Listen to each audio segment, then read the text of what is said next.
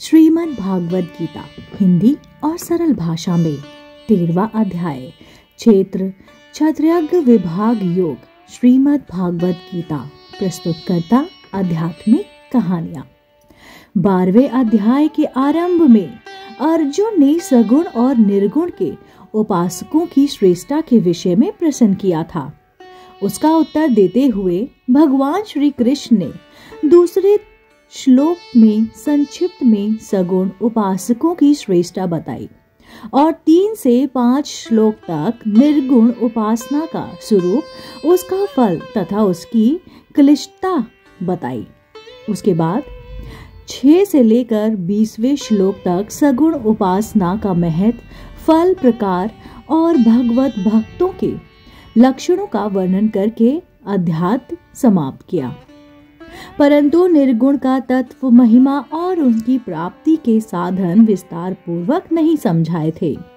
इसलिए निर्गुण का तत्व अर्थात ज्ञान योग का विषय ठीक से समझने के लिए इस 13वें अध्याय का आरंभ करते हैं। श्री भगवान बोले, हे अर्जुन, यह शरीर क्षेत्र इस नाम से कहा जाता है और इसको जो जानता है उसको क्षेत्रज्ञ कहा जाता है और उसके तत्व को जानने वाले ज्ञानी जन कहते हैं। हे अर्जुन, तू सब क्षेत्रों में क्षेत्रज्ञ अर्थात जीवात्मा भी मुझ में ही जान और क्षेत्र क्षेत्रज्ञ को अर्थात विकार रहित प्रकृति का और पुरुष का जो तत्व से जानना है वह ज्ञान है, ऐसा मेरा मत है।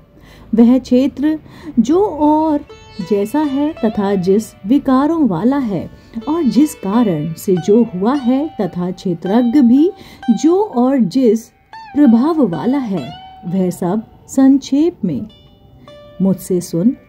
यह क्षेत्र और क्षेत्रज्ञ का तत्व ऋषियों द्वारा बहुत प्रकार से कहा गया है और विविध वेद मंत्रों द्वारा भी विभाग पूर्वक कहा गया है तथा भली भांति निश्चय किए हुए युक्ति युक्त ब्रह्म सूत्र के पदों द्वारा भी कहा गया है।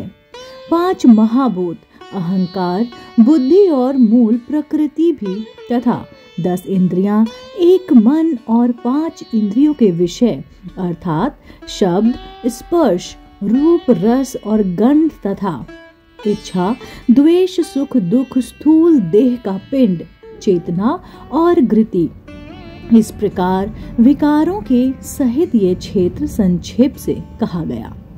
श्रेष्ठता के ज्ञान का, अभिमान का अभाव, दंभाचरण का अभाव, किसी प्राणी को किसी प्रकार भी ना सताना, क्षमा भाव, मनवाणी आदि की सरलता, श्रद्धा भक्ति सहित गुरु की सेवा, बाहर भीतर की शुद्धि, अंतकरण की स्थिरता और मन इंद्रियों सहित शरीर का निग्रह, इस लोक और परलोक संपूर्ण भोगों में आसक्ति का अभाव और अहंकार का भी अभाव, जन्म मृत्यु जरा और रोग आदि में दुख और दोषों को बार बार विचार करना, पुत्र स्त्री घर और धन आदि में आसक्ति का अभाव, ममता का ना होना तथा प्रिय और अप्रिय की प्राप्ति में सदा ही चित्त का सम रहना, मुझ परमेश्वर में अनन्य योग के द्वारा अभ्यभिचारिणी भक्ति तथा एकांत और शुद्ध देश में रहने का स्वभाव और विषयासक्त मनुष्यों के समुदाय में प्रेम का ना होना, अध्यात्म ज्ञान में नित्य स्थित और तत्व ज्ञान के अर्ध रूप परमात्मा को ही देखना, यह सब ज्ञान है और जो इससे विपरीत है वह अज्ञान है, ऐसा कहा है। जो जानने योग्य है तथा जिसको जानकर मनुष्य परमानंद को प्राप्त होता है उसको भली भांति कहूँगा। वह अनादि वाला पर ब्रह्म ना सत्य ही कहा जाता है, ना असत्य ही। वह सब ओर हाथ पैर वाला, सब ओर नेत्र सिर और मुख वाला तथा सब ओर कान वाला, क्योंकि वह संसार में सबको व्याप्त करके स्थित है। वह संपूर्ण इंद्रियों के विषयों को जानने वाला है, परंतु वास्तव में सब इंद्रियों से रहित है तथा शक्ति रहित होने पर भी सबका धारण पोषण करने वाला और निर्गुण होने पर भी गुणों को भोगने वाला है। वह चराचर सब भूतों के बाहर भीतर परिपूर्ण है और चर अचर भी वही है और वह सूक्ष्म होने से अभियज्ञ है तथा अति समीप में और दूर में भी वही स्थित है। वह परमात्मा विभाग रहित एक रूप से आकाश के सदृश परिपूर्ण होने पर भी चराचर संपूर्ण भूतों में विभक्त सा स्थित प्रतीत होता है तथा वह जानने योग्य परमात्मा के विष्णु रूप से भूतों को धारण पोषण करने वाला और रुद्र रूप से संहार करने वाला तथा ब्रह्म रूप से सबको उत्पन्न करने वाला है। पर परम ब्रह्मा ज्योतियों का भी ज्योति और माया से अत्यंत परे कहा जाता है। वह परमात्मा बोध स्वरूप जानने के योग तथा तत्व ज्ञान से प्राप्त करने योग्य है और सबके हृदय में विशेष रूप से स्थित है। इस प्रकार क्षेत्र तथा ज्ञान और जानने योग परमात्मा का स्वरूप संक्षेप से कहा गया। मेरे भक्त इसको तत्व से जानकर मेरे स्वरूप को प्राप्त होता है। प्रकृति और पुरुष इन दोनों को ही तू आनंदी जान और राग द्वेष विकारों को तथा त्रिगुणात्मा संपूर्ण पदार्थों को भी प्रकृति से ही उत्पन्न जान। कार्य और करण को उत्पन्न करने में हेतु प्रकृति कही जाती है और जीवात्मा सुख दुखों के भोग तपन को अर्थात भोगने में हेतु कहा जाता है। प्रकृति में स्थित ही पुरुष प्रकृति से उत्पन्न त्रिगुणात्मक पदार्थों को भोगता है और इन गुणों का संग ही इस जीवात्मा का अच्छी बुरी योनियों में जन्म लेने का कारण है। इस देह में स्थित वह आत्मा वास्तव में परमात्मा ही है। वही साक्षी होने से उपद्रष्टा और यथार्थ संपत्ति देने वाला होने से अनुमंता सबका धारण पोषण करने वाला होने से भरता जीव रूप से भोक्ता ब्रह्म आदि का भी स्वामी होने से महेश्वर और शुद्ध सच्चिदानंद घन होने से परमात्मा ऐसा कहा गया है।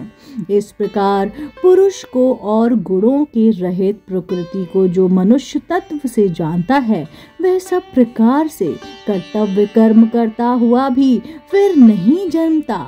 उस परमात्मा को कितने ही मनुष्य तो शुद्ध हुई सूक्ष्म बुद्धि से ध्यान के द्वारा हृदय में देखते हैं, अन्य कितने ही ज्ञान योग के द्वारा और दूसरे कितने ही कर्म योग के द्वारा देखते हैं अर्थात प्राप्त होते हैं। परंतु इससे दूसरे अर्थात जो मंद बुद्धि वाले पुरुष हैं वे इस प्रकार ना जानते हुए दूसरों से अर्थात तत्व के जानने वाले पुरुषों से सुनकर ही तदनुसार उपासना करते हैं और वे श्रवण परायण पुरुष भी मृत्यु रूप संसार सागर को निसंदेह तर जाते हैं। हे अर्जुन, याव मंत्र जितने भी स्वधावर जंगम प्राणी उत्पन्न होते हैं उन सबको तू क्षेत्र और क्षेत्रज्ञ के संयोग से ही उत्पन्न जान। जो पुरुष नष्ट होते हुए सब चराचर भूतों में परमेश्वर को नाश रहित और समभाव से स्थित देखता है वही यथार्थ देखता है, क्योंकि जो पुरुष सब में समभाव से स्थित परमेश्वर को समान देखता हुआ अपने द्वारा अपने को नष्ट करता है इससे वह परम गति को प्राप्त होता है। और जो पुरुष संपूर्ण कर्मों को सब प्रकार से प्रकृति के द्वारा ही किए जाते हुए देखता है और आत्मा को अकर्ता देखता है वही यथार्थ देखता है। जिस क्षण ये पुरुष भूतों पृथक पृथक भाव को एक परमात्मा में स्थित तथा उस परमात्मा से ही संपूर्ण भूतों का विस्तार देखता है उस क्षण पर सच्चिदानंद घन ब्रह्म को प्राप्त हो जाता है। हे अर्जुन, अनादि होने से और निर्गुण होने से यह अविनाशी परमात्मा शरीर में स्थित होने पर भी वास्तव में ना तो कुछ करता है और ना ही लिप्त होता है। जिस प्रकार सर्वत्र व्याप्त आकाश सूक्ष्म होने के कारण लिप्त नहीं होता, वैसे ही देह में सर्वत्र स्थित आत्मा निर्गुण होने के कारण देह के गुणों से लिप्त नहीं होती। हे अर्जुन, जिस प्रकार एक ही सूर्य इस संपूर्ण ब्रह्मांड को प्रकाशित करता है, उसी प्रकार एक ही आत्मा संपूर्ण क्षेत्र को प्रकाशित करती है।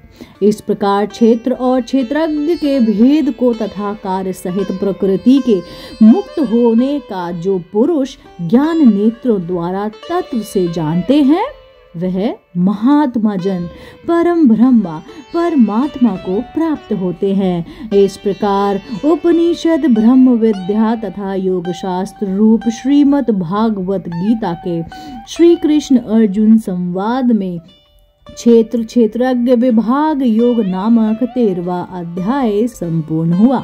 अगला अध्याय सुनने जानने के लिए आप देखते रहिए आपका अपना पसंदीदा YouTube चैनल आध्यात्मिक कहानियाँ।